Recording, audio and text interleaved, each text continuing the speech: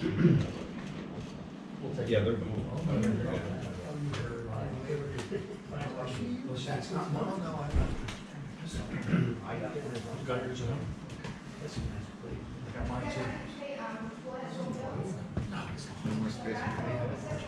Oh, Hi, Chris. I'm gonna take Colin as my plus one.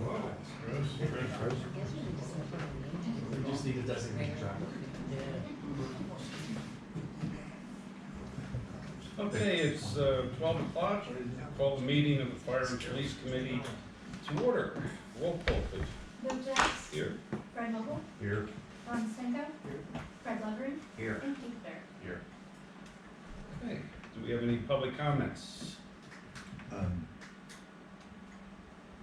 Public comments, okay.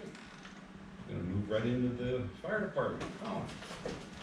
For the month of October to date, 156 responses consisting of 15 fires, 26 motor vehicle accidents, 49 QRS medical responses, 27 hazardous conditions, 38 alarm activations, and 1 smoke detector install. We administered Narcan 3 times for the month so far, 2 at one incident and 1 at a separate incident. Total responses in the borough 101, total responses in Spring Township 37, and total responses outside the borough 18. 79 overlapping calls, 32 of those were between Spring and Wyomissing, 12 were just Wyomissing, and 35 were Spring. It's not updated on there, but we had a fire damage of $50,000 at Jake's, Sage's property of $200,000. That fire had nothing to do with Jake's or any of his equipment. Average turnout per incident, 4.8 personnel, 21 volunteer responses for the month, and total of 1,476 calls for the month of October. For the expanded September report, there were 259 responses system-wide. Wyomissing responded to 153 of those. Spring responded to 170 of those. We had no fire loss for the borough. We gave aid 66 times, we received aid 33 times. We had 55 overlapping calls, 20 were between Spring and Wyomissing, 14 were just Wyomissing, and 21 were Spring. Average dispatch to en route time was 1 minute 57 seconds. Dispatch to on scene 6 minutes 57 seconds. Our busiest day of the week was Tuesday and Thursday for 47 calls, and the busiest hour of the day was 11 a.m. to 12 p.m. and 5 p.m. to 6 p.m. with 23 responses.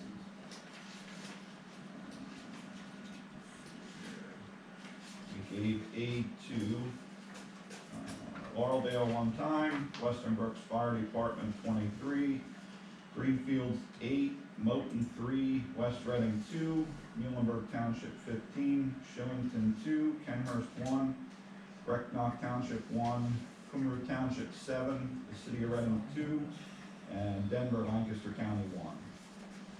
And just for clarification, when you say we, you're talking both Spring and Wyomissing? Correct. Okay, not just one or the other. Okay.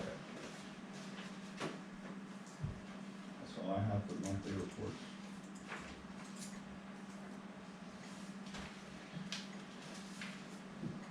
Moving on, if nobody has any questions, I'll move on to just discuss some fire prevention.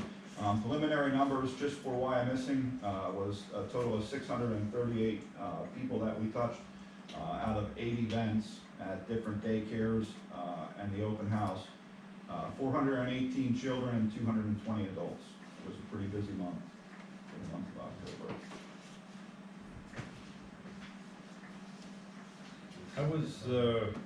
How'd the open house? Wasn't that great. If we had 100 people, we were lucky. I don't know if it was because of, we only advertised via social media. We didn't really do anything more than that, but I mean, there was a lot of other things. That's always the crapshoot of doing open house or something, because there's a bunch of other things going on in the month of October. Statistically, when we tried to do it on the weeknights, it was not even that well receptive, so we tried to do it on the weekend. Okay. Yeah, I know. I had a couple of phone calls saying, aren't they doing it this year? And I told them, I said it was a joint one at the It's Spring just Township. redundancy of doing 2. You know, we can try that again, but it's just, I'm gonna end up having to pay overtime because there's nobody else down here to do anything. At least I have a couple volunteers up there. Most of the stuff's up there. We have the, we own the safety trailer, which we got up there, stuff like that. So, I mean, we can try that too, but then, that's an additional cost of refreshments and all that kind of stuff, times two. Anybody have any questions or comments for Tom? Okay, thank you, sir. Thank you. Antonio. Hello. You have our report in your packet. There were 281 calls for service. Of that, 221 were transported, 22 were refused. There were 2 standbys. They would be for the YMCA football standby. We had 29 canceled calls and we had 7 assists. Our dispatch to responding is 1 minute and 1 second. Our average scene time is 13 minutes and 41 seconds. Our busiest hour is 4 p.m. Again, we transport most of our patients to the Reading Hospital. And the breakout for the Highlands and Country Meadows of those 281 calls is there at 32 or 15. So again, a large portion of the calls do come from the township, not from the nursing homes that we serve in the township. Again, we've approached all of our municipalities again. We've approached Amity and Birdsboro and Union for quite a large sum to continue the service down there. We're working on their agenda now. We would ask again for any additional funding that you guys could perform with either the municipal membership or additional donation. I know that always gets tight around. We're looking at getting 35 a household. West Reading does it in kind services with us being in their building. Spring does the municipal membership. Sinking Spring, Lower Heidelberg, South Heidelberg, and Warnersville, and the Borough of Birdsboro all do the $35 per month, or $35 per household. COVID is striking back at different variants, but we're finding it's not really that bad. The things we're finding out now is kids with RSV. From not being really out about too much. All the children's hospitals are overwhelmed. And we're seeing that population grow. We're getting continuing diversions from the children's hospitals across the state. Back up on that too, because they're not out, so it's not medically I established. don't think it was medically established yet, but that's my assumption is what's going on is there haven't been really a lot of socialization. I think it's getting better now, but I think it's just because they haven't been exposed to a lot of different stuff. There's been a couple variations over the last 2 years, but for some reason it is really striking hard this year with RSV. When you say the hospitals, you're talking about the emergency room? The emergency rooms and the hospitals admissions in the pediatric departments, because there's not a lot of pediatric hospitals themselves. That are, you have the Philly hospitals, you have St. Chris and CHOP, you have Hershey, you have Lehigh Valley, but again, other than that, it's just a regular small pediatric department in some of these local hospitals, and they're overwhelmed with RSV kids. Yeah, the reason I ask is because you have all these healthcare places out there, the patients first. I think the hospital's emergency room would be a patients first, which you don't calculate, right? That's correct. We do not calculate what's going into the urgent cares. We do go there a lot for pickups for the urgent cares, but we're taking a lot of kids everywhere. But the inpatient acuity we're seeing through our KC alerts and that for patient care for kids is up, very big up. And that's in the hospital. In the itself. hospitals, yes. If you had the ability to get the emergency places, not the hospitals, statistics, what would it add to your database? I mean, what would it be meaningful if we were able to None. somehow through legislation in Harrisburg or something I to think get that kind of information? I think they're turning the legislation's turning stuff into Corvina. They're because it's not really they're getting the treatment data. How many are being treated at urgent care? The problem is right now is it's bed space is what they're tracking mostly. The problem with tracking bed space is what's actually bed space and what's actually available bed space. So if a hospital in Pittsburgh or wherever says they have 10 pediatric beds, well, they might have been licensed for 20 pediatric beds, but they only have 10 available because of staffing. So they're automatically they're cut 50%. And therein lies the problem with what is the real number for what it is.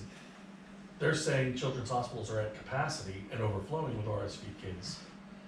We're trying to see, well, is it because you don't have enough beds or you don't have enough staffing for those other beds? But it is up there. Yeah, but that's the whole point, up there means what? They had 20 beds, and they gave 10 away, and 10 are full, you say they maxed out. Yeah, but they You don't know still, what max we don't know what max is because they don't have staffing for the other 10. And the state doesn't give you specific information, or they. We've asked. They'd have to give you Patients First and all the other places as well to give you any true number that you'd be able to grapple For with. treatment, yep, correct. Tony, the municipalities that give you $30 a household, is that done in the form of a donation on an annual basis? That's done on, so Spring is through their general fund. Sinking Spring is through it's a millage tax, because you can tax for EMS up to $500,000. Lower Heidelberg does it on a millage basis also. South Heidelberg's through their general fund. Wernersville passes it along right through their tax bill to their residents. And Birdsboro does it out of their general fund. So, but that's the way, where the funding comes from. In terms of yours, they just give you a check once a year. No, depends on the municipality. Like Spring gives us a breakdown once per quarter. South Heidelberg does it 3 times, Lower Heidelberg does it twice, Wernersville does it 3 times per year. It's just a breakout. But that's all I have. Hopefully this is the last time I'm gonna have to say this, but, you know, had another situation, I had to call the boys in the yellow box to come out. I didn't get that bill. I'm gonna have to charge extra for that one. Hold on, I gotta text the billing company there. $10 million for that bill. Yeah, I think we're onto something, how to figure, finally correct this, but it was a result of, my vacation in which I contracted, COVID on. And, but we think we have it all squared away, but once again, the 2 guys on the crew, they were there in 7 minutes, and, very professional. We've been doing our best to work with the fire department because we know we're getting busier right now. And we're calling the guys off for QRS calls quite often. Our crews are doing it. The other day, I actually called them off. We had all of our QRS out. 85 was covering a call up on Griggs Hill. 79 was out on another one, and we had 3 other calls go out. So, we're working really well together for all of that. So there is some legislation coming up though, just so you're aware, to answer your question on funding. They're trying to get some additional legislation through. We did get some Medicare funding this year, which we'll see if it stays that way, we hope. Our government's trying to do something, at least.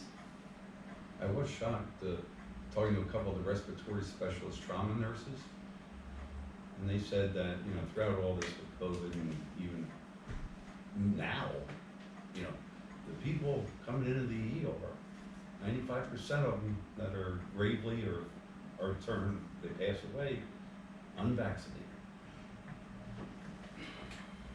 I mean, that's just, why don't you get vaccinated? Why don't you get your children vaccinated? So, okay, Thank you. anything else for Tony? The Thank building's you. still standing? Oh, I'm sorry, I didn't. We have open house tonight if you wanna come by. Yes, it's still standing, come by, 6 to 9. I'll take you on a personal tour. Yeah, food. We'll have candy, we'll have sugar. There was food on Thursday. Yeah, The cookies real with Tom. question is, do you have a television to watch HBO? Yes, there'll be plenty of televisions. You can watch it right in my office room. A large one. Thank you. Police Department, John. Good afternoon, everyone.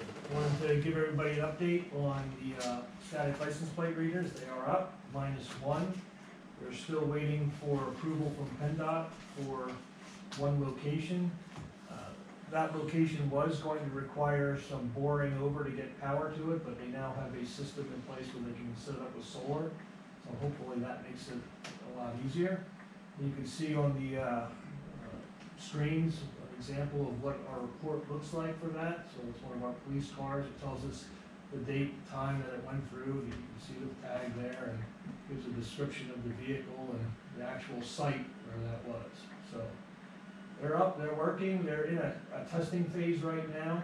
By the end of the week, that'll be done, and our officers will be able to, will be our detectives, that will be able to access the information for their investigations. So we're expecting it to do well for us. So you can see the type of picture we get. So I have an example of a nighttime but it's not of a borough vehicle, so I didn't wanna put that up. But the evening, pictures look just as well, so we'll be hopefully be able to make out, these plates and get some good leads on crimes as they're occurring throughout the borough. So are these powered up as soon as you get in the car, or do you turn them on as you? These are the static ones, these are not in the cars. So these are throughout the borough at specific intersections. And they're powered through electricity that's already there. So they're activated 24/7? Next, I got a email a little bit ago regarding a radio frequency that the borough has, and this is more of a question than anything at this point. It's coming up for renewal, early next year, and it's a frequency called KNHB 812. I have no idea what this radio frequency is for. It's not our base unit, it's not the KGI unit. I think it's the mall that Leon got and moved it over to here. Sounds like a CB. So you think it's from the mall, so is this something? I think it was back from mall security, and then Leon was handling all those. And when mall security disbanded, they transferred that frequency over to here. So this is not a frequency then that we probably have to renew next year, then? I don't believe anybody's See using why. it. You You still know, use it? you're using it with a fire or anything? No, if anything, it would just be like the KGI, Yeah. in a grand scheme of it, it's a disaster, because Public Works still doesn't have any kind of communications in the new system. Yep, no, I have the KGI and the base here, so. So does anybody have a radio that they listen to? No, I mean, we're using the new Yeah, at one time, systems. there was a base here, and the dispatchers could talk directly to mall security. It sounds like a CB unit, the caller. It wasn't a CB unit though, but, yeah, I'm pretty sure that's what that is. Okay. So, the reason why we should not need to renew this then is, It's just float off into space. Yeah. Where is it? well, they may give the frequency to somebody Somebody else else. when they request it. Goes to that black hole. Yeah. That's why I asked, I need somebody like. I couldn't figure it out, and looking around. I met with the solicitor regarding the large vehicle ordinance. We discussed the issues that we've been notified about and possible remedies for this. And I don't know if you have anything else that you want to state at the end here, Chris, but what we really started talking about is the current ordinance. The large vehicle is 80 inches in width or in excess of 14,000 pounds. Where some concerns that I had about that is if we start lowering that weight, we're gonna start getting into pickup trucks that are called dualies. I don't know if you're familiar with what those are, but those are those pickup trucks that have the two wheels in the back on each side versus just one. So they're fairly common vehicles. And we start restricting those types of vehicles that people are using because that's what they decide to buy. They may have a reason for wanting that. I think we're setting ourselves up for some problems here. But we did talk about the 48 hours that you're allowed to have these large vehicles on the public streets to load and unload them. And Chris has come up with some language to better define what that 48 hours and some distance there. And you can see the screen, it's underlined there, the language that he has come up with. I talked to him about how we could measure that 1 mile distance that's there, and all of our patrol vehicles are equipped with speed timing devices that we would be able to measure out a mile's distance if need be. But that's the change that is being proposed. I believe that would then have to go for approval to go to council to be formally adopted by the borough. Advertised first and adopted. Yes, I'm sorry.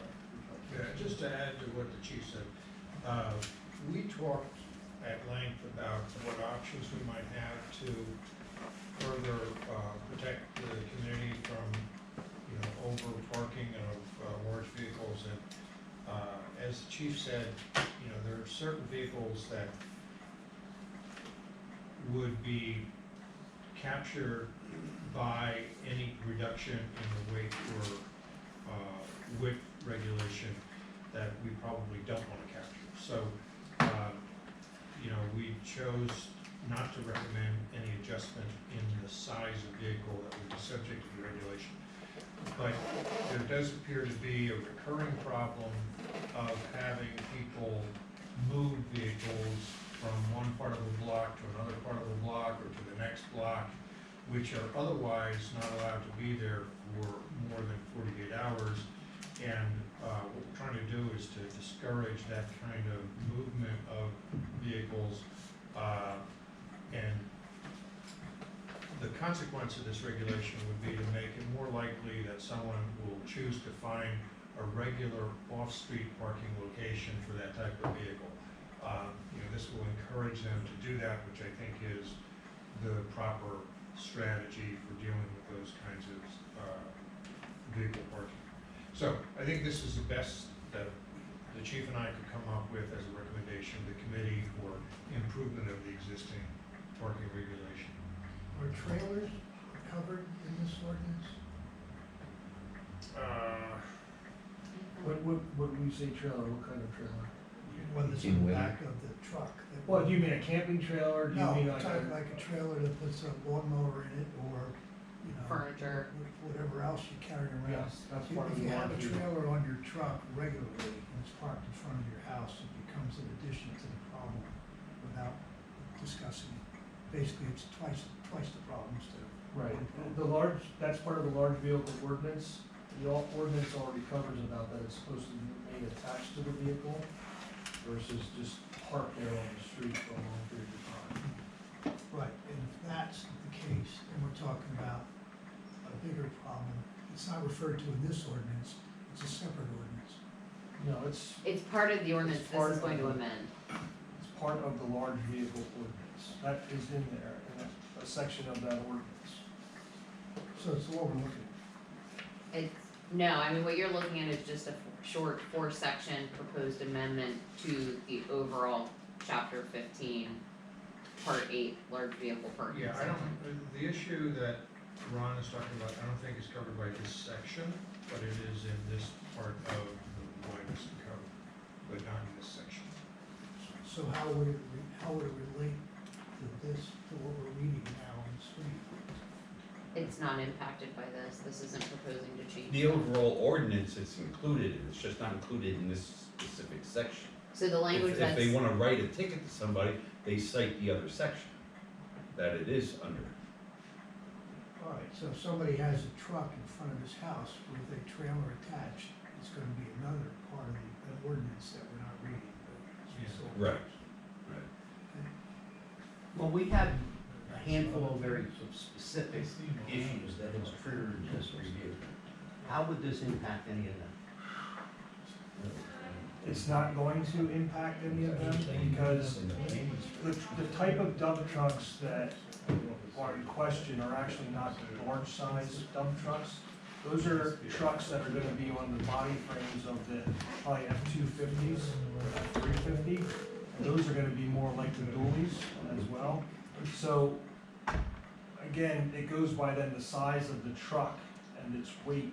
So those dualies, we start getting into affecting trucks that don't have the added dump put onto them. So if we tried to go down to those, we're affecting other trucks. I had spoken with one of our mixed staff officers and had them give me a breakdown of the size and weight of everything. And with greater than 14,000 pounds, we're looking at what's called a Class 6 truck. Going down to a Class 5, which is 11,001 to 14, that's when we're starting to reach all of those trucks that are in question here. So that is why it's hard to just break out a truck that has a dump bed put on it versus the same size truck that just has the regular bed put on it. I don't know that we can say that this person, because of the weight, can have their vehicle here, but this other person, because they put this other bed on, cannot. Because I think what Ford has, it's the F-350, it's a regular pickup truck just with dual. Right, and some of these trucks, these guys, they put the dump beds on them for their work, and it does not go over the weight for what the vehicles are registered for. So our current ordinance, are allowed to be there by, because they're not over the size, they're not over the weight. We start going down to capture them, we're then capturing all these other vehicles that did not put the dump beds on, they have the regular bed that you buy off the lot. And I think that puts the borough in a precarious situation where we're singling out certain people just because of the beds that they have. And I don't know that we want to do that. So that's why we are looking at the amount of time these are there, and a way to define that a little bit better, where they can go. We can measure that distance, we have that ability with our I call it VASCAR still, but they're our business, but our speed timing devices. So, Well, we're kind of driving,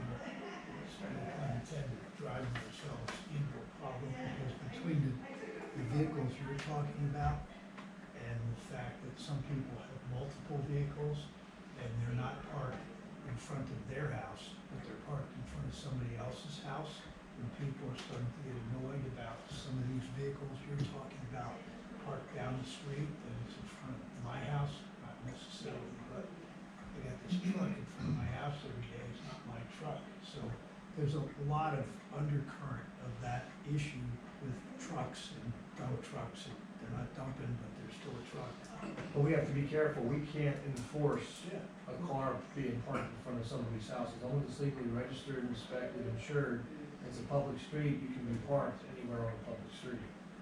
It's on private property that they could, they can't be in their driveway or things like that. Well, it's almost the same problem. You're talking about a truck that's a little bit bigger than another truck, and we're trying to regulate that. But for what reason? Does it look any worse in front of my house where it has a bed or it doesn't have a bed? It's still a truck in front of my house. And then you're talking about the guy who puts his truck in front of your house. You don't care what color it is either. You just don't like it. So we're sort of regulating ourselves into an area where everything can end up with a truck now. Well, it's at least gonna minimize the size that it can be. Yeah, it's a question of how far you go down this road. Again, it's not, it's, the Well, size we're hasn't getting off changed for the weight. topic here, so. It's just the time and how to define that a little bit better, where it could be. Do you want to also weigh in about the recreational vehicle situation that somewhat led to this too? With the campers? Yeah. Well, that kind of goes into the time, where people are taking their campers and moving them around versus, and saying that, oh, my 48 hours is starting back up again. That was that concern. So this is the large vehicle, and the recreation vehicle is a part of it, it's part of the definitions of this ordinance. That's more of the problem that we hear as complaints for. This trailer's back, it hasn't moved, it's 40, they have 48 hours, they move it, they bring it right back after a couple of days, and, that's the issue that we get our complaints about. And like I said, that's why I think that this is what's going to help us a little bit more in dealing with that issue. This ordinance, or this section would apply to all recreational vehicles regardless of their weight or width. Are there any situations where you would allow an exception, and does this ordinance allow for an exception? I'm just thinking out loud in that you may have a house that's getting a complete renovation and they need to park a trailer outside for an extended period of time because they're keeping their construction materials in it to keep dry or in the winter. Does it allow for exceptions where they come and get a permit to allow it, or I don't know if you'd run into a situation There's like nothing like that in this ordinance itself, but I think I of course would want to work with people that are trying to improve their house. It's kind of like getting a dumpster and putting it out there for I didn't know if this locks you in that you wouldn't allow for an exception, or if you need to have that I mean, I called out in some way. can grant, parking relief for up to 3 days, myself and the mayor. If you recall, when the paving was being done at the tennis park condos, they had asked for about 2 weeks of relief to be able to park out on Cambridge, and I brought that to the committee, because anything more than the 3 days, council would have to approve. So if something like that is going, I think we can work with it on a case-by-case basis. Well, I just not something I've ever seen. Yeah, And a lot of those trailers that you might see are below the size and weight of what's covered by the ordinance anyway. So that's, if it's below that, it's, doesn't matter, all right. Chief, is there any enforcement issues with this 48-hour period? I mean, how do you track, I guess, how do you? it's gonna have to be, we take a number Yeah. and we see what date, what time we were there, and then we look back 48 hours later and we see where it's at, and Okay, the other question I have is why 1 mile? Was that just kind of plucked out of the air? Why not the entire borough? I'm just throwing it out there. I think it'll eliminate a lot of the nonsense.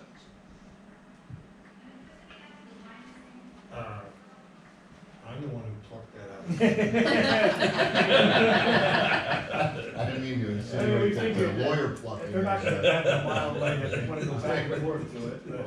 My thought process was that, you know, people who are trying to manipulate this regulation to their benefit are going to try to park within Block or so. Probably a good thing, so in general. a relatively small radius. And I also was cognizant of the challenge of enforcement and making sure that it wasn't so large that it wouldn't be practical for the police department to track.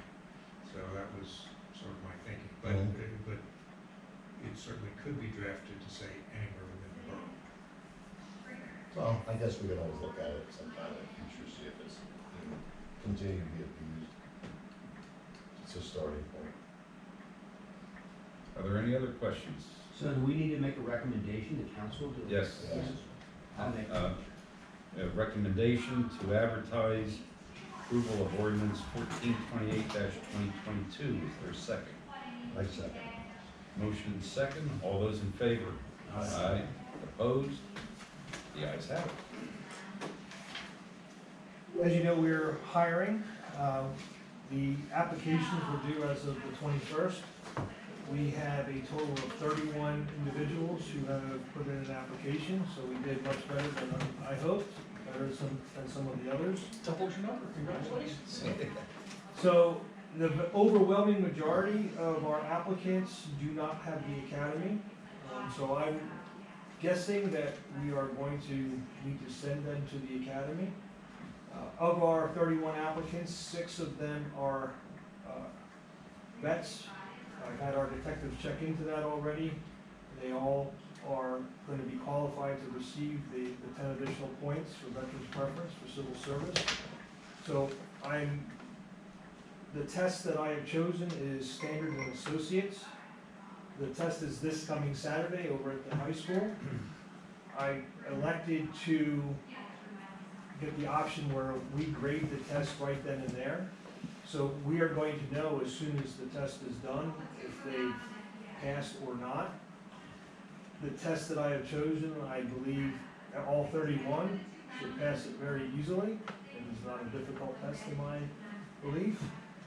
Those that pass the test are going to receive this packet, a letter congratulating them that they passed it, letting them know that the physical fitness test is scheduled for November 15th. The Reading Police Academy is running that for us at the Plex complex at Alvernia. So it'll be indoors for them to do the test. It tells them that they need to, the date and time of that. It gives them information on the consent form that is here.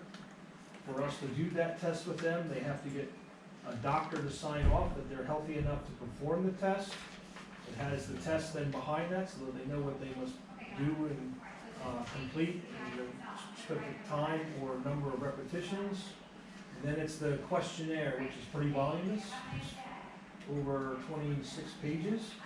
and when they have to have that back to us by November 18th. So what I'm hoping is, the 15th is the PT test. I'm gonna do the same thing that I'm doing here, is the people that pass the PT test, to schedule them for their interview. My plan is to do it that following Monday, Tuesday, Wednesday if needed. I have the sergeants picked out that are going to do that. But we're gonna get them registered and for their time slot for one of those 3 days, so that that way my detectives will return, because it'll be Thanksgiving that Wednesday, Thursday, Friday, or that Thursday, Friday. They'll return Monday, and they're gonna start right into the background investigations for everybody. Civil Service is already scheduled to meet on December 20th at noon, I believe. So it'll be that day that I hope to have the list certified. The academy starts January 16th, so like I said, the vast majority of people do not have the academy. Out of our vets, one does, the others do not. So like I said, I'm believing that we may need to send somebody. So after this list is certified, I know there's no F&P meeting that month, but I may be asking Michelle to have you gather on a special meeting to do a conditional offer of hire, so that in between the academy starting and that happening, they have to get their psychological, their blood test done for the drug screen. They need to do the just overall health and wellness check by the borough doctor. They need to also, then to get into the academy, there is a test that they must take to make sure they have a 9th grade reading level to enter the academy. So there's gonna be a lot of things that have to occur before that 16th date. So we're pushing along, and we're getting there, but yeah, it's, I have a question for you. Are the interviews that your guys are gonna do with all of the applicants, are they standardized interviews with questions, same Yes. questions, same repertoire? Yep. And are they scored? Yep. Are the candidates that are not, that don't need the academy, are they working locally? that do not need the academy. There's only one person on our list, it's somebody whom I know, that is an officer currently in another jurisdiction. Only one. Only one, so I don't know any of these other people. There is, I know a person here that's an officer down in Philly, and there's an officer from NYPD on here. So those are the 3 that I know are currently working as officers somewhere. Others I don't know who they are. If F&P already approved the hiring, why don't you just take it right to council in January for your approval? Is that enough time? No, that's not enough I don't time, know no. if that's enough time to get the, like I said, they gotta get the site, they gotta get the blood work, the physical, that test. There's no reason we can't do a quick meeting and push it. Yeah, just keep in mind if anybody's gonna be out of town for the holidays. Right. We're that's- looking at either the week of Christmas or the week between Christmas and New Year's. No, we just need a quorum. Is our meeting to pick someone or to confirm someone? Civil service will be certifying the list. Right. And then we would be asking for a conditional offer of employment based upon them passing the site, the drug screen, all that stuff. And then, It'll be for one person that they're recommending. that's what I've asked. Okay. We don't pick the person, they do. No, Right. I'm just saying, there's one Well, person recommended to us by the. The list gets certified, so they will certify the list. Council can choose out of the, for every position, we must bring 3 candidates for. So for one position, we have to have 3. If the top 3, say one's a vet, and they get the points, and they're number 3, and the 1 and 2 do not have it, you have to give it to the vet, Right. based upon civil service. But you're gonna make a recommendation. Right, I would let you know who, if they're not a vet, they're not number 1, based upon how they scored, I would. But you can pick out of the top 3 unless one. I don't think we've ever gone against the chief's recommendation, and they wanna. Yeah, So bring there's- that. I don't know, I've never been in this spot, with it, so. So if you find 3 and one's a vet, you only found 1. and that's it. Right, so for the one position, if there's one vet in that top three, that vet is gonna have to be who it is, based on the rules of the civil service and the vet, of the state. So, that is where we're at with that. Yeah. And even though, you know, yeah, the holidays, it's, you know, we have to remember, we have an ordinance that says that we can, any, council member can be a voting member. Correct, but this has to be a special council meeting. That's right, so as long as we can get 4 people. Yeah. I intend to be here, and I think some others, you know, for the holidays that I'm aware of anyway, so. Your Thanksgiving Day. Too Well, soon. no, Yeah, leaning towards it'll be after Christmas. the 20th, for sure. So, Okay. okay, so next on the list here is I received correspondence from an attorney representing Matos Towing. Matos is one of, I guess they're representing Arts Towing as well. These are two tow companies that have been approved by the borough to do towing when needed within the borough. What they are asking for is a meeting to sit down and discuss coming up with a schedule for the different towing services that are approved within the borough to be utilized. They have asked me several times from the companies, and I have said, no, I'm not interested in doing that. I'm not interested in doing it because the first thing that we will always do is we ask the person that needs a tow, do they have a desired tow company? And if that tow company is not gonna take a long time to get there, we're not blocking the roadway, or it's over an extended period of time, we will grant that wish and get them that tow company for which they, desire. If they don't have a preference, the officer then utilizes one of the 4 that is approved from the borough. As anything else, the officers have developed relationships, who's done better, getting there quicker, and they utilize certain companies. Out of the 4 companies, to refresh the committee's memory, it's V&M, Matos, Arntz, and KC. Matos and V&M are overwhelmingly used more than any of the other 2, KC or Arntz. KC and Arntz are hardly used at all. But Matos and V&M are the 2 that are utilized by the guys and gals in the department. So I have told them that I'm not interested in trying to have the guys and gals remember what month it is or what week it is to remember which tow company is the one that's supposed to be called at this time. And I've tried to tell them, look, it's free market kind of thing. If the guys that use you, they'll spread the word and try to get you come out quick, and you know, so we're not closing the road down longer, but then you'll get used more. But they would like to sit down and have this discussion. And I'm trying to find out if the committee would want me to maintain this position. Do you want me to come up with I'm giving you the reasons why I don't want to. Is this request only from Matos? It's from Matos and Arntz. So I believe the people that own those 2 companies are related somehow. One of those came up, this whole thing came up when Veal was the chief too. This just came up to just John and I a couple months ago, too. So, yeah, so now Well, like I it's said, that was just through a regular resurrecting email. itself, I guess. So I don't know if it's ever, Jeff had to deal with something like this as well.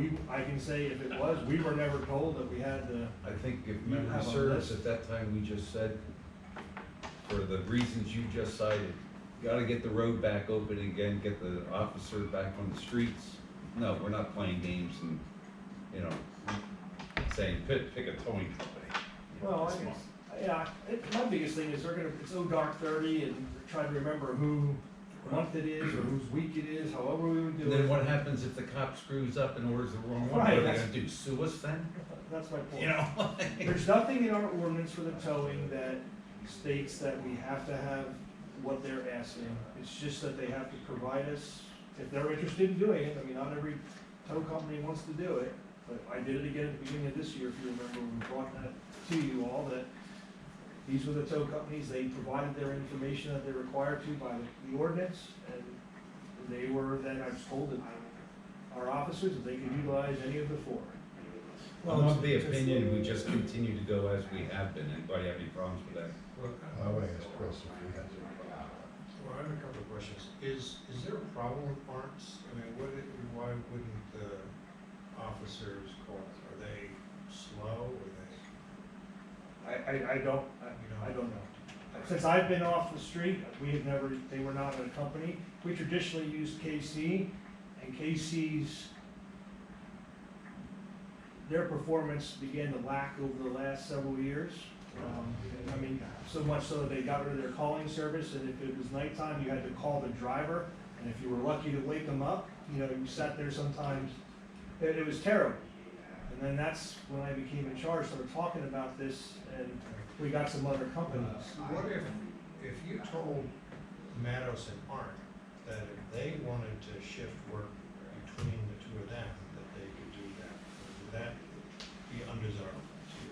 Well, again, I mean, It say would- that it the would borough be- would stay out of it, borough would stay out of it, let the if, town company. if we called Matos, then he would have to himself give it to Art. I don't care about that.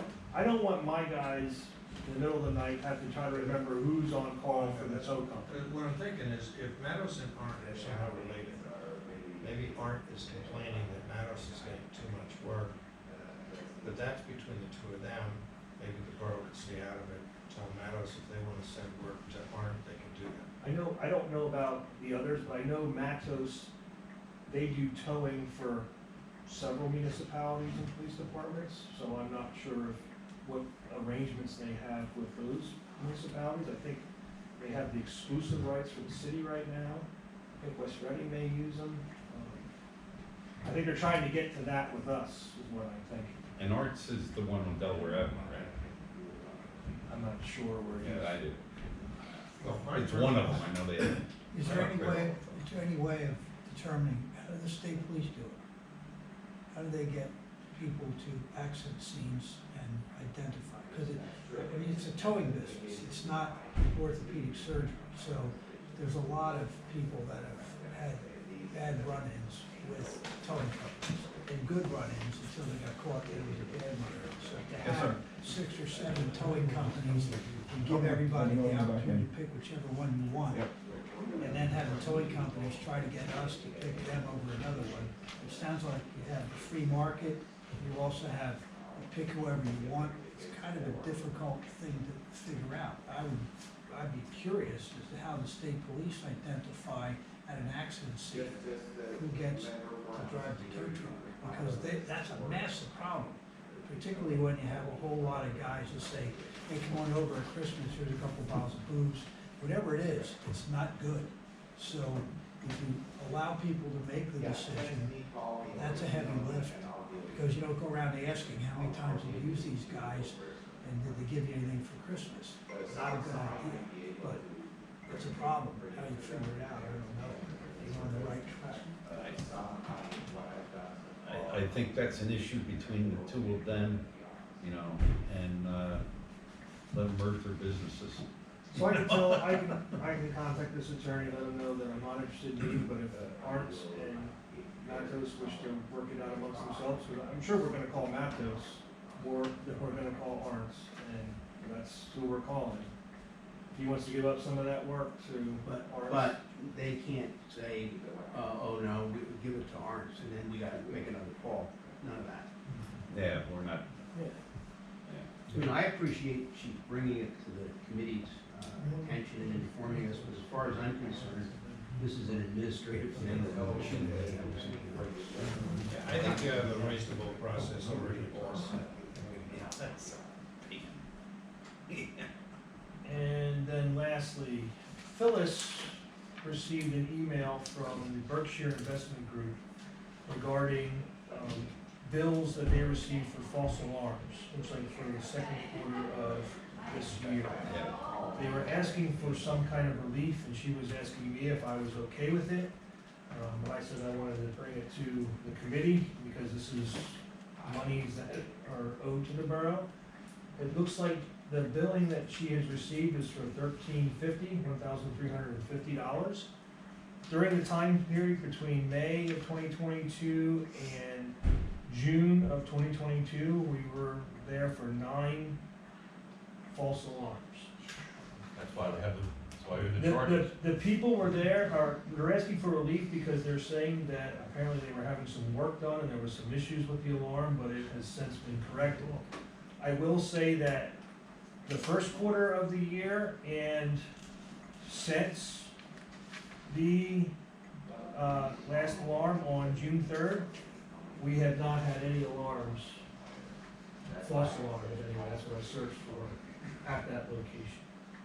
So, I'm wondering, does the committee wish No. to grant them? I think this might have to go up to council, The finance to first. finance maybe first, to see if, Let me first say, I'm gonna need to recuse myself on this because the principal, Randy Miller, and I are good friends, plus my client of Berkshire Investment. But I did speak to Randy about this. The issue was that it was a motion detector and the alarm company could not figure out what the problem was. That's what generated all these. And you should charge back the alarm. That's what I told him. I said, that would be my recommendation, Randy, that you, because that's the only way you're gonna get your alarm company to say, hey, we better fix this, or, we're gonna keep getting dinged. We have the Reading Motor in, and we're hammering them, so now because they have a lot of alarms, they're gonna come and say they'd like relief. I think it's just like the water meter stuff that we had to deny, this is a slippery slope, and you get somebody that's abusing it, whether they're abusing it or not, it's still the fact is that you're gonna have to make a judgment call in every time as opposed to just staying with the facts, and I think you just need to, I don't think you can grant relief for. It should be the alarm company that's got the problem. Well, that's it. I told Randy, you can, ask, tell the alarm company you're gonna reimburse, they have to reimburse them, or you're gonna deduct it from their monitoring bills. Or Randy should send the bill to the alarm company. Well, that's what I'm saying, yes. But in either way, and he's fine with that. If that's the way the committee wants to go. if you wanna go, we should go to finance then, for finance to give the final say, or we say it here, or? I would appreciate a recommendation from this committee to finance. I think that would be a helpful thing. I think we should make a recommendation for the Berkshire Group to turn it back over to their, Our business, what he does. To their alarm Our only concern is Yeah, whether that's we're the- Brady or not. No. well, if you wanna really. just say Randy, He no. can do with what, I'll talk to him on the Just side. say Randy, no then. I'm trying to make it look like we're actually looking after his interest a little bit, but just say no. He's aware. Then hell no. Would somebody like to make that recommendation that we move this back to finance? Or, they gotta pay the bill? I won't make the, I somebody can't- should. I can't make the recommendation, I don't think it's necessary. okay? I don't think it was necessary. Have it go back to finance. I don't need it, but you will. Okay. But there seems to think. Okay. Well, I just want there to be a decision, some kind of decision. Oh, we can make a decision. We'll make a decision. I'll Okay, move that we so no say relief. no. Yes. Okay. If they, I second. if he wants to appeal it, he then goes to finance. Okay. We have a motion and a second for no relief. All those in favor? Aye. Opposed? And one Abstention. abstention. And then that's it for me. Okay. Were we gonna mention at this point something about Phil? Yeah. Yeah, well, where we're still under the police department, actually, there's two things. Just so everyone is not aware, Phil Wolf passed away the other day. He was a great benefactor to the borough, especially the police department, and certainly be very sad and missed. Services this Sunday, I believe, I just saw yesterday's paper, John. So I didn't know that. On a positive note, it's been a great weekend publicly for the police department. I was confronted on Friday evening by the owner of Van Scoy Jeweler, who could not praise the police department in regards to their break-in inside burglary. And then Michelle again saw her on Saturday, and with the same compassion. You had the right word though. She was just over the top. She can't be more appreciative of our police department and the officers that have been working with her. And think Michelle and I, we both told her in separate instances to send you letters, so hopefully she sends those directly to you, citing the officers by name and so forth, so. But for her to go out of her way, and actually she spoke to me over an hour about this Friday night. So, you know, I thought that was just great, and says a lot to you and your officers. I let them know, I passed this on. That incident, I know we have suspects in that, we believe them to be a ring that's working the East Coast. Just putting some things together, the detective working that is working with officers in a couple different states, so trying to put a case together. Good. Anything else for the chief? Thank you. Tom? Okay, couple of info items as usual. We've been using Code Red for the police for some of the runs, and we did for the water system Friday for check tomorrow. for tomorrow. I talked to Jim Babb this morning and told him that it went out to all three sections. I had to do it separately because drawing the map was like a nightmare to try to cover because they kind of jumped around in the borough, and making sure I hit the right sections was a little difficult to start a new map. Jim had already given me maps previously and I used those, but I had to send the message out to each one. We've been using the Code Red. I have, for not just the police, but for that, but for the boroughs, for the water thing. I have a sandwich board over currently in the library for signing, for encouraging people to sign up again. So if you go over there, that should be over there. It explains where you go to get the sign up information and stuff, which is hopefully will work out and get us a few more people involved. The message. Tom, on that matter, what percentage of the borough would you say is signed up? The percentage of the borough is what? Is signed up, that get the message? Oh, I don't know. I don't know if there's a way to really tell that. I could guesstimate. You have, It's about, you have over 500 that are signed up on the borough website. And I'll bet you don't have a lot more than that are signed up on Red Alert. no, that's Swift. Code Red is different. Or Code Red, I mean. Oh, okay. No, Code Red, I could probably find out through Code Red. They could send me that information.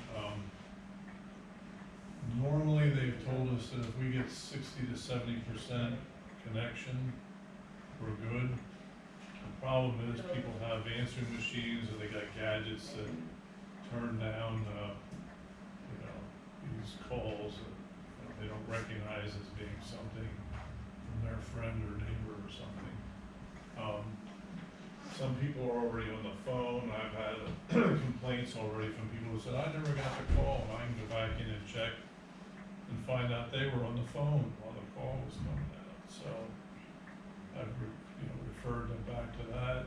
And that would be a little skewed too, because like I get it on my house phone and about 5 minutes later, my cell phone rings. Yeah, I don't know how they determine the order of the phone calls. I get it too. I'll get the text message before I get the phone call.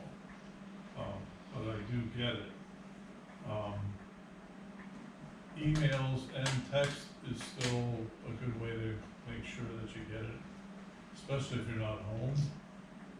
Now, most people have cell phones today, so at home doesn't really, that isn't as much as it used to be. But it's better to actually get it on your cell phone, because then if you're not home and there's something you should stay away from or something, that's say police involved or something, or doing something with that is much better that way. People have signed up. They say 60 to 70% is the best number you can use and look for to get through. There's a lot that are busy or disconnected for assorted electronic reasons, I'll call it. So we've been using that a little more recently. The message went from Michelle to the elected officials for us trying again to get people up to the Emergency Operations Center to take a look at what goes on there. And Berks County, as probably fire and police and maybe even ambulance are aware, is now officially part of the Southeast Pennsylvania Task Force. We were before on the East Central dissolved, and it used to be the Terror Task Force, now it's just Task Force. So we are now included along with Philadelphia, Bucks, Montgomery, Chester, and Delaware counties as part of that task force, and gives us some resources if we need to go beyond the county.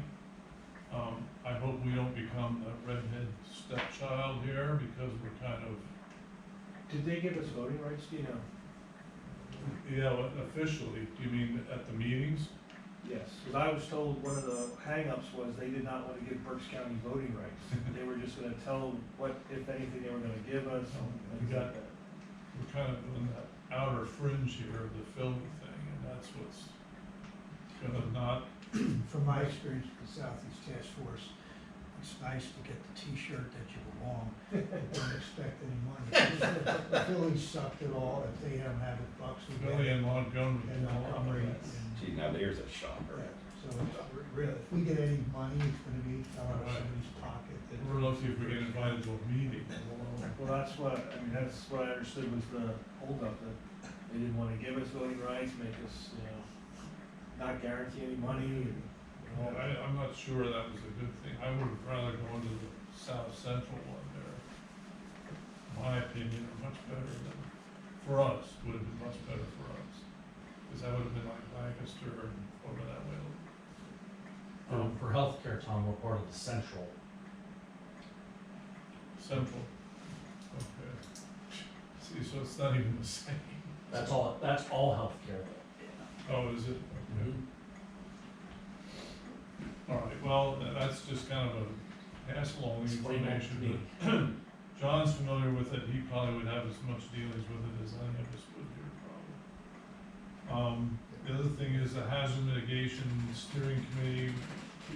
Last meeting for the steering committee will be in December. The county has been on a more of an outreach oriented, effort to try to get to some public, events, like the West Reading festivals and stuff, to try to get some public feedback for that. That's, I don't know, my opinion is highly, limited in what the public is even aware of with that. They don't sit down and read this manual that's like, 50, 60 pages long about some of the things in there. You rely on people, like the emergency people in this room, to really deal with it and recommend to you about what's going on there. So by early next year, we should get that coming out to vote on for approval, and that has to do, of course, with getting any kind of grants for any mitigation things that we might wanna do. An example of that could be something like the flooding down there of Cambridge, and the apartments down there at Cambridge or something, if there'd be a project. The cost is usually an 80-20 split. So I don't know what would happen, but that's a good spot for that kind of a project. How it would fit into, say, the one on Brandywine, I don't know, but.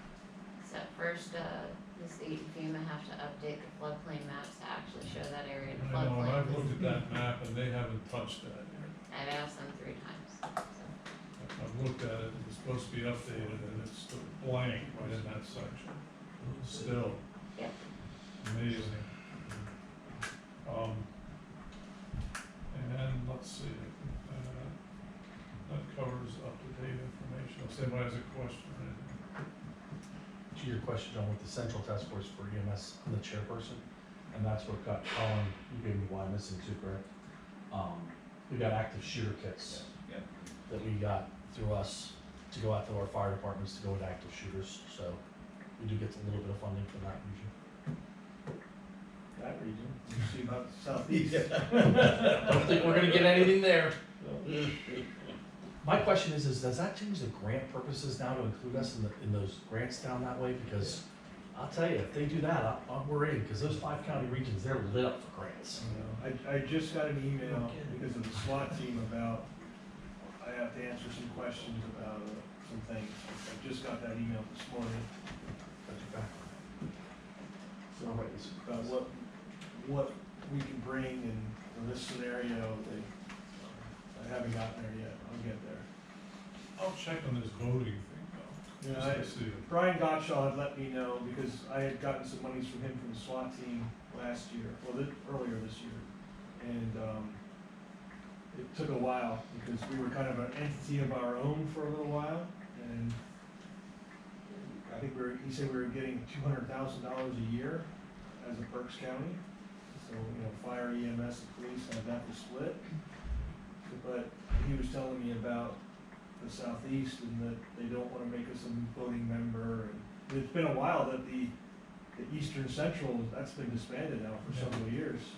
And, it's just, I'm curious to hear what. No, I'll double check on that. I know we were hanging out like in nowhere, but that was kinda crazy too, cause East Central included, we were the furthest in the south, South. and it ran all the way up to Scranton and beyond. It was the busiest county and the biggest county too. So we did get a lot of money out of there. We got the Stuff majority of disappeared. it. Yeah, stuff disappeared from here that went right up north. We never saw it. Well, for the 10 years I was on that task force, it was all about boats for Philadelphia, guys, airplanes, snow removal stuff. And by the time we got to the end of all that money, there was no money left. That's all. Anything else for Tom? Oh, That's Tom. Good, thank you. but Okay, just on to number 7, because of the Thanksgiving holiday travel time period, I'd like to make a motion that we move the November Fire and Police Committee from Monday, November the 28th to Tuesday, November 29th. And I'll make that motion. Second. Motion second. All those in favor? Question? The ayes have it, thank you. Okay, is there any old business to be discussed? Hearing none. Any new business?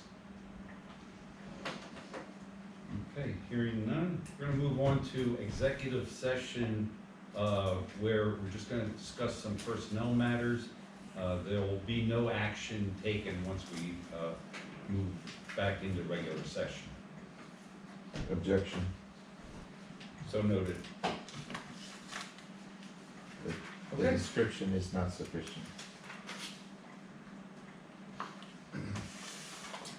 Thank you. And personnel matters are in personnel committee.